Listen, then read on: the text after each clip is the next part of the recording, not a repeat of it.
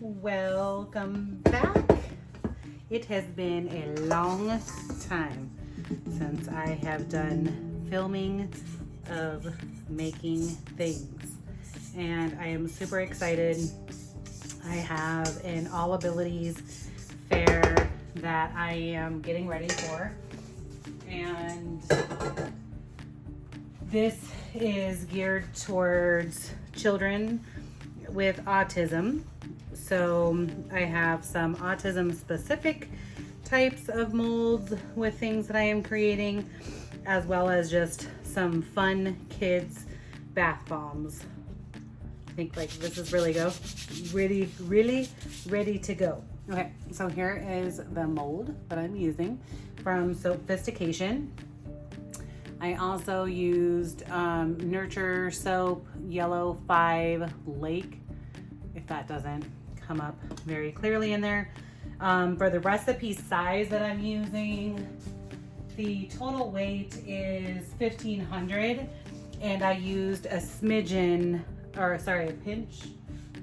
A pinch off of my, I need to get my embeds, of the measuring spoon thingies that I have. It's actually a thing. And on the pinch one, it says 1/16 of a teaspoon. I figured that I wanted to give him a slight yellow. This is kind of like a canary yellow. I want to say fragrance, and that's not the right word. Coloring. When I looked up some different banana monkey images online to try to get an idea of how I might want to paint him, I decided that this was going to be the way that I would go. Let me see if I can use this versus my other one. Super easy, maybe because I have another like scraper that I like to use, but sometimes the handle, like when I use this one, the back part of this kind of gets in the way, so I'm gonna try using this other one. Anyway, so with the images that I had looked up, I think that this is the one that, oh, him is cute. I will do my next one on this unmolding plate to show you. But I figured having this as a base would help me get started with the painting of it, and hopefully I won't have as much work to be able to do. These embeds that I made are what I call tropical. I have done another video that I posted of how I made those, or what colors I used to make those. And I'm trying to kind of come up with some standardized in-bed colors that kind of go for everything. This one is just has like a little tiny indent up there, and it's not wanting to be nice. Oh, unmolding plate this time. So that way I can focus on not having too many different colors of in-beds, but ones that the colors really go with each other. You can see some good detail. Ooh, he about lost his balance, but he is super cute, and that is gonna be like incredibly easy to paint, I think, anyway, since the banana is already bananing, and maybe I just do like a little bit of a highlight color essentially to outline the banana. when I did these embeds, I have an embed maker that I use, and these are still like the thicker ones, but now I have been cutting them even more in half than what they already are. So that way I can fit them inside of different styles of molds, essentially. I'm gonna tap this because the outside has some mix that I want to fall away. And for the most part, what I found with a lot of really well-made hybrid molds is that you don't have to tap too much. They do a really good job of coming out with, you know, all of the edges around it and all of that stuff. I try to leave just a little bit in the center, that way the mix will get packed in there really well also. So you might not even have to go through and tap. I have gotten into the habit of doing the little tappy just in case, because I find work-wise it's just much faster to do them that way. But either way, get into your routine, and that'll make doing any of these things faster.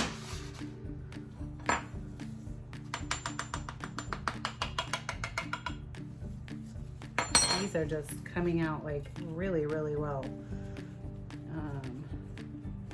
The details are so awesome. So I'll probably throw some mocha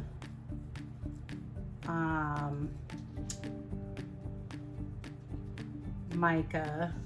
Gosh, that would have been like super hard to say. Mocha mica around his top part and like his ears. I might do the dang it, I can't think of the more kind of lighter brown flesh tony one that I'll do in the face. So I'll probably paint the face first with that, and then do the outside with a deeper brown, and maybe use that mocha mica to kind of like highlight around, or not highlight, it'll be low light since it's darker, but either way, put that into like the creases of the banana.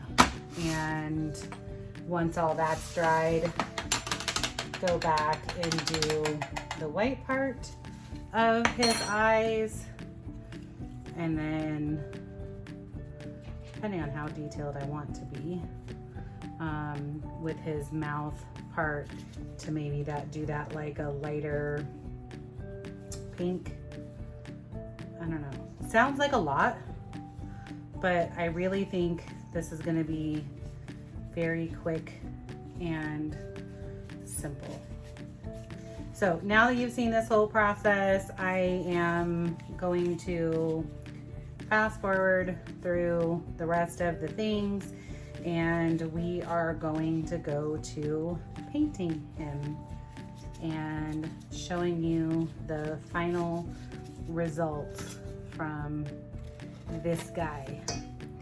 I did scent this with monkey farts as well.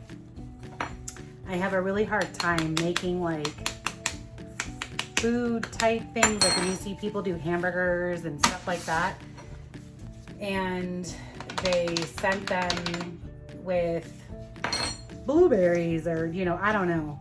So this to me was a shoo-in to be able to have as monkey farts, because he's a monkey, and my brain works better with simple things like that sometimes. So I've been wanting to do this one for quite some time, and I'm glad we are coming to that point, and I had the ability to be able to do this fair. But all right, we will see you back later.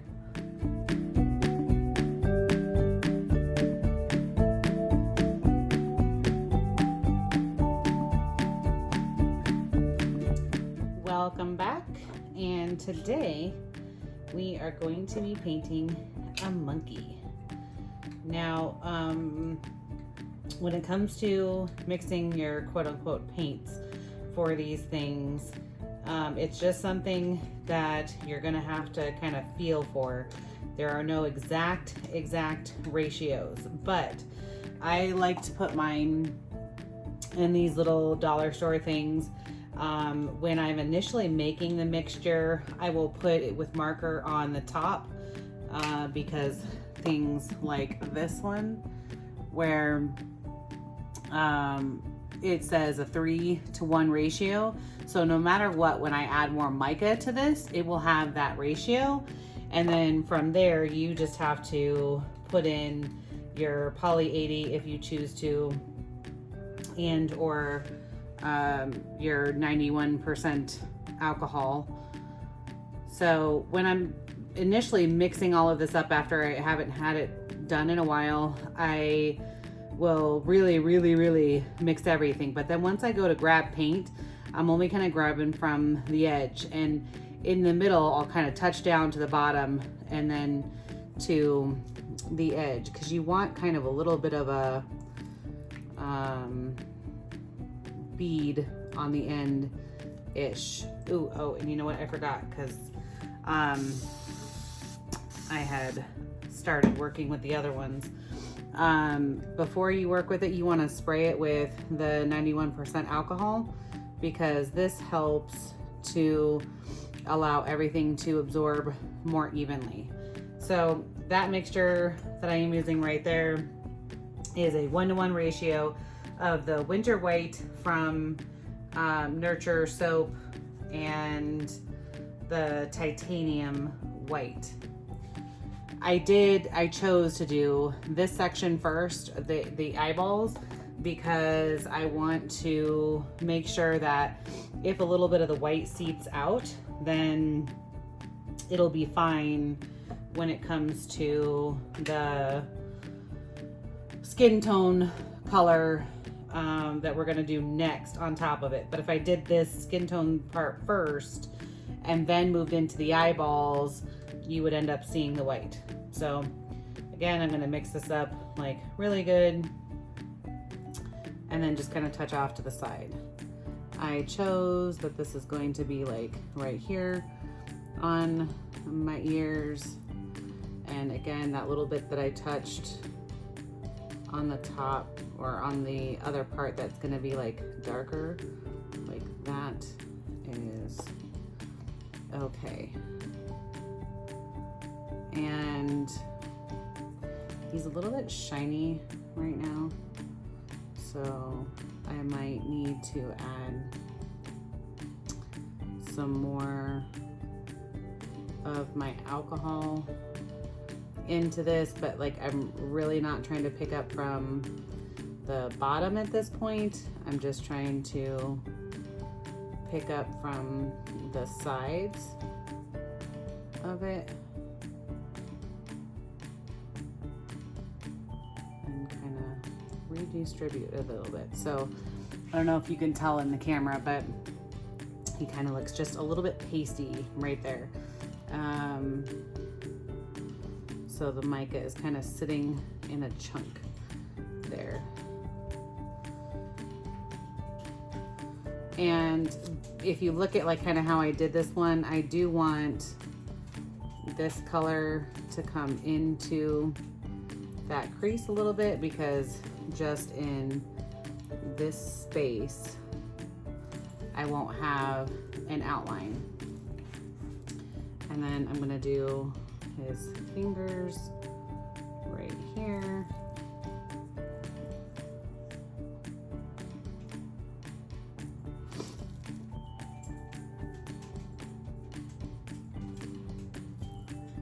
Okay. And then also to mention, if I were going to do, like I'm just kind of doing this step by step here, but I would go through and do the eyes on every single one of them, and then come back and then do the center or the face on every single one of them. So that way you are not wasting your time individualizing every single one of these. So from this point, I'm gonna move on to my yellows. And I use two different yellows. The Rise and Shine is the lighter of the two. It's more lemony. And then it's kind of weird because the other one's gonna be called like Lemon Drop. And I feel like the Lemon Drop is more gold. And don't think that I found that you need to do this in like a specific order per se, but I'm gonna do like highlighting and low lighting on each one. So you could totally do the low lighting part of this first and then go and do the highlighting as I am doing here. But if you do it the other way around, it doesn't make a whole lot of difference with it. I want to kind of leave this space open where I'm wanting to add that lighter color, just so it'll truly be highlighted. And I do enjoy using the turntable, but when I'm doing them all in mass, I don't do it that way. Just so I don't have to be like picking them up and putting them down and picking them up and putting them down. But for certain detail things, like when I go and do the darker lines, you know, if it allows you to be more perfect with it, then totally go in there and do that. So this one is that Lemon Drop, what is it called again? Rise and Shine, sorry.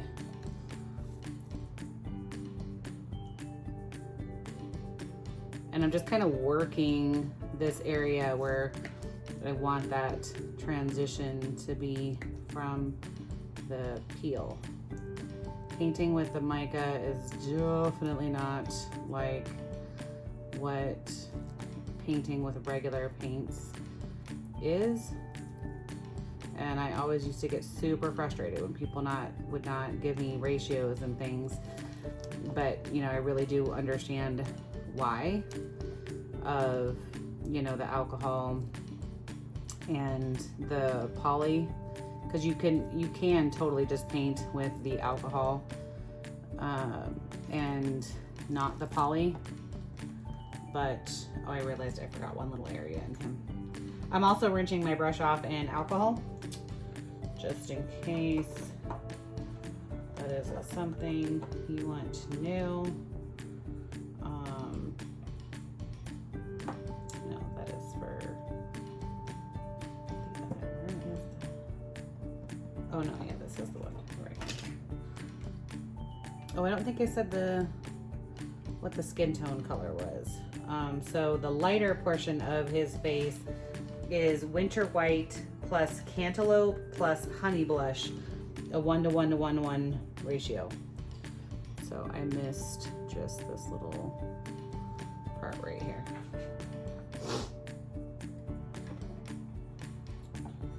Okay, and I think, you know, this is also like, it's good to be able to have your reference to be able to kind of check where you're at with everything.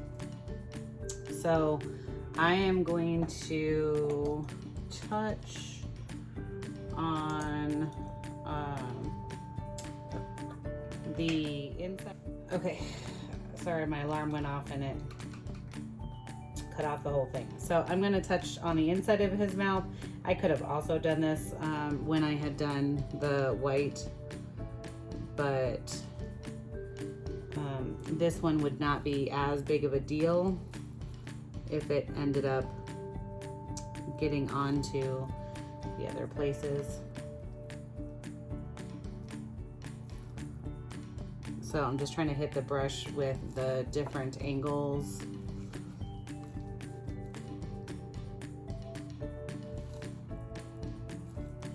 Okay, and this one is Flower Girl, just by itself. That is also going to become his cheek color later. I want to give the lighter tone in his face more time to be able to like completely dry off and everything before I go and dabble the other color. So I'll come back with that like in the last of the details. So now I feel like I can move in with the darker brown on the outside of it, and this is just straight mocha. Again, all of these are from Nurture soap. So this does not matter if it gets, oh no, this is that the opposite? Why no, yeah, this is my outline color. Let me lie. Okay, so this color right here is the Honey Blush and Mocha 3:1 ratio. So 3 parts of Honey Blush to 1 part of Mocha. I'm so glad I caught that. I'm like, he is so light. Or so that was so dark, I guess, whatever. So I am not concerned if I go into where the little line is with this, only because of the fact that I know I'm going to be going back in with the darker color. So it almost kind of helps it to be able to have a base first. And when you go in to do your line, it kind of allows it to flood it in a better way. And if you're missing little pieces and parts, it is okay, because it's really hard to get that little detail line. And any little bits of like the bath bomb that are coming off, I am not so worried about that. I try not to drag it with me though, so it doesn't end up like flaking into another one, or another area. But if it does, I would leave it alone until it kind of dries off and then go back and pick it. Like if you try to clean up too much while you're doing this process, then it's not going to be as neat. You're going to screw up your other paints and stuff. All right, so we've got that portion of him done. And now I am going to choose to go into with a finer brush and do Nocturnal.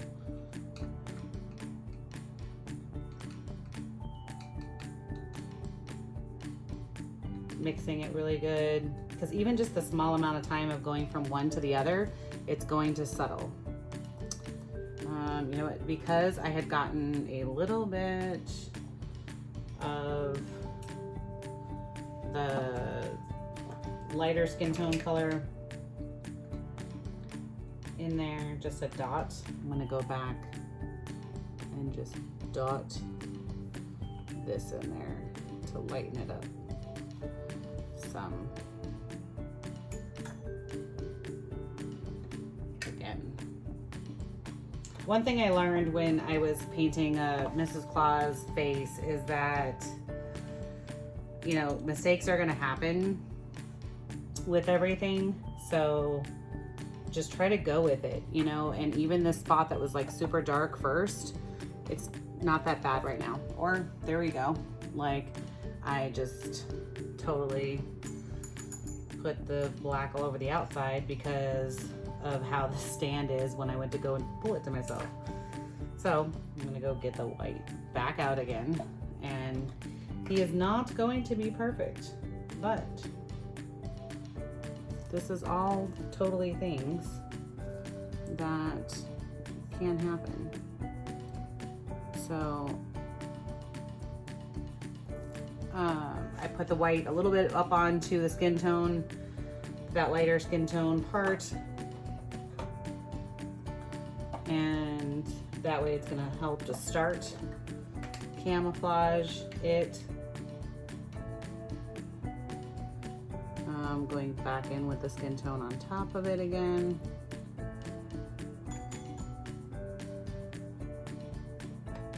I'm just trying to recover. I'm gonna stay away from doing the eyes for a second just to let that kind of soak in. And I'm going to attempt to do the nose portion of this. And I'm just trying to come in straight up above.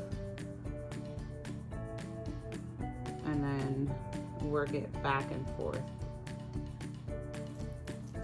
So definitely teenier brush for that part. And when I'm taking the paint, I'm just, you know, kind of really just coming up into the corner, steadying my arm here, and then I'm just gonna dot and allow it to kind of bleed.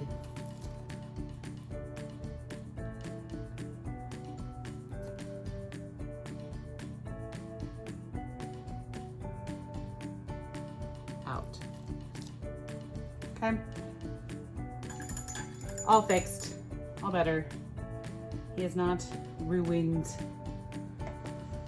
I'm gonna take this medium-sized brush and go back in with like the flower girl. And I'm only pulling from the outside edge, even though this has been sitting here for a little bit, because I literally just want to come and like tap on his cheeks to give him a very gentle, rosy cheek. And if you just go in and do this very softly,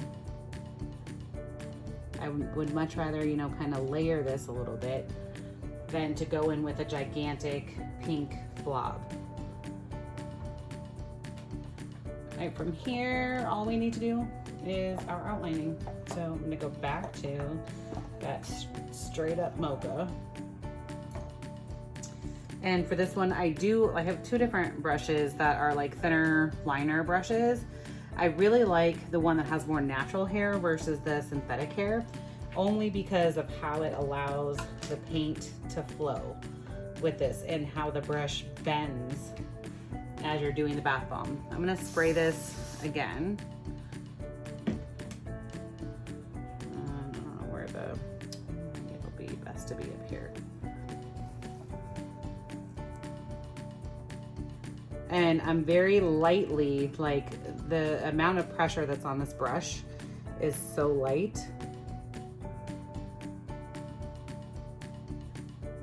And just kind of gliding along.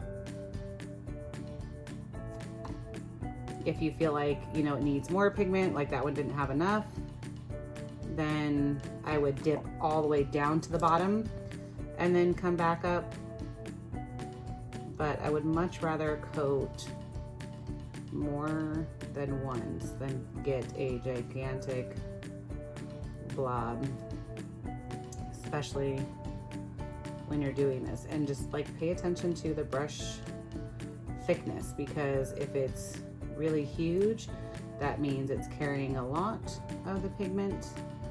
And if it's smaller, that means it's not as full of liquid. And also I find that if this bleeds, you know, into the other skin tone of his face, the lighter skin tone of his face, like after you've painted it, it looks much better that way than like the opposite.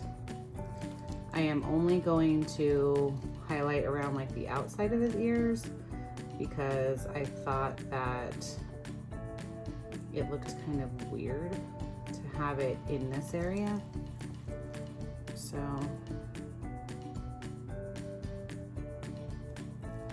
do there.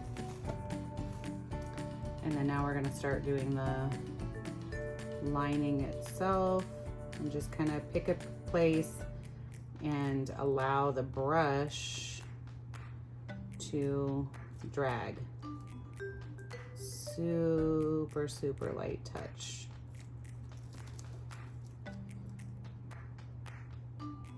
And also knowing that wherever your brush touches down first, it's going to deliver the most amount of pigment.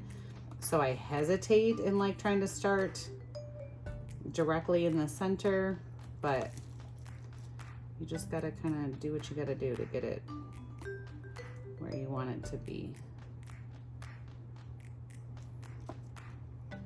I don't know if you can tell with how far away it is, you know, that like it's bleeding up onto that yellow.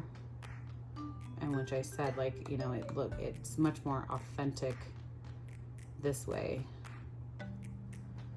and looks better, because I did try to do it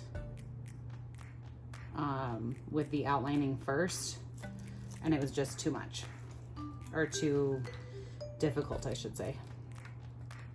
It did not, like, the yellow started going into the creases, and it was just like blah.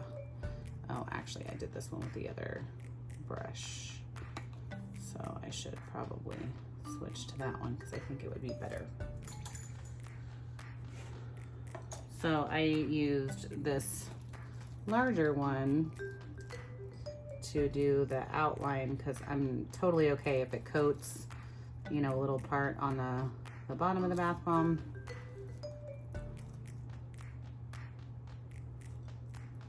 And the sides. And at first I just did it like this, but when I was taking pictures of it, I found that the banana did not stand out as much. So I feel like in photos it appeared better that way, and so this is gonna make it stand out more. I'm gonna do his little end to the banana cap.